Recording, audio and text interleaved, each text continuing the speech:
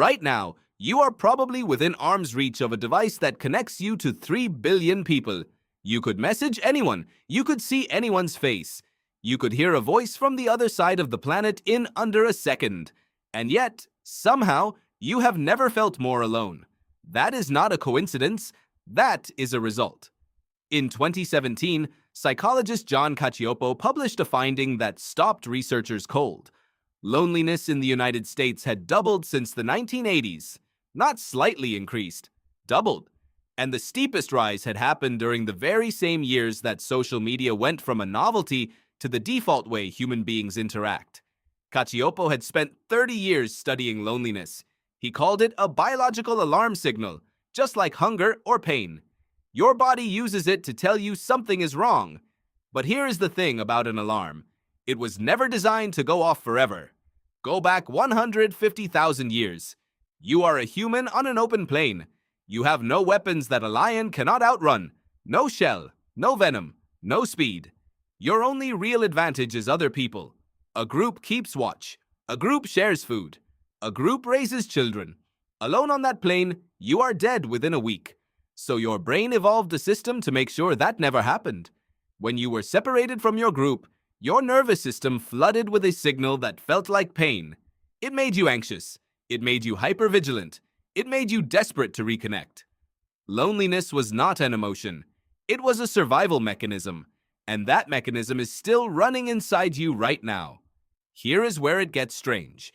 In a 2013 study, researcher Ethan Cross at the University of Michigan gave participants smartphones and tracked how they actually felt after using Facebook. Not what they expected to feel, what they actually felt. The result was consistent and clear. The more time they spent on the platform, the worse they felt. Not better, worse. Their mood declined. Their sense of well-being dropped. And the more they scrolled, the lonelier they became. Why? Because your brain was not built for this. When you sit across from another person, your nervous system is doing something extraordinary. It is reading micro-expressions, tracking breath rate, mirroring posture, synchronizing heartbeats. Within seconds of being near someone you trust, your cortisol drops. Your oxytocin rises. Your body literally calms down in the presence of real human contact. Researcher Stephen Porges spent decades mapping this system. He called it the social engagement system. It evolved specifically to regulate your internal state through direct contact with another person.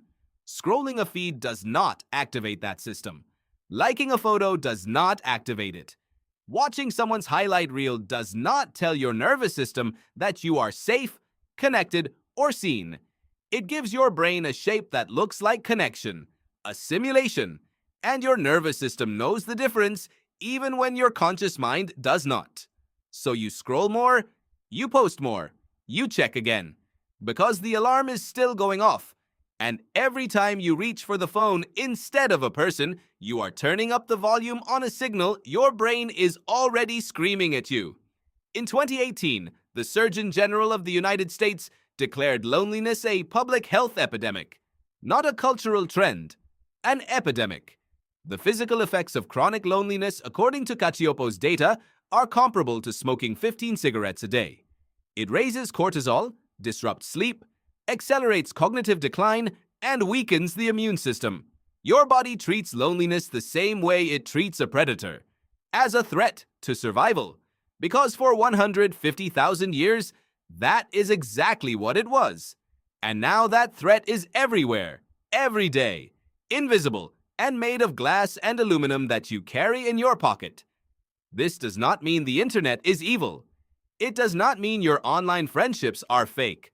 Some of the deepest bonds people have formed in the last 20 years have started on a screen. But there is a difference between a platform that deepens real relationships and a platform designed to replace them. One feeds your nervous system, the other exploits it. John Cacioppo said something before he died in 2018 that has stayed with researchers ever since. He said, loneliness is not about the number of people around you. It is about whether you feel seen. Whether someone knows the version of you that exists when no one is watching. The version that is uncertain and strange and imperfect and tired.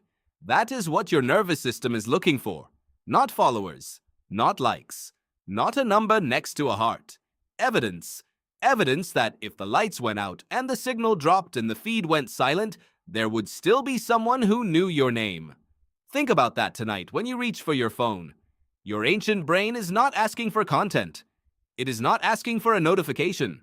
It is asking the same question it has been asking for 150,000 years, out on an open plain, in the dark. Is anyone there? And the answer has never been inside the screen.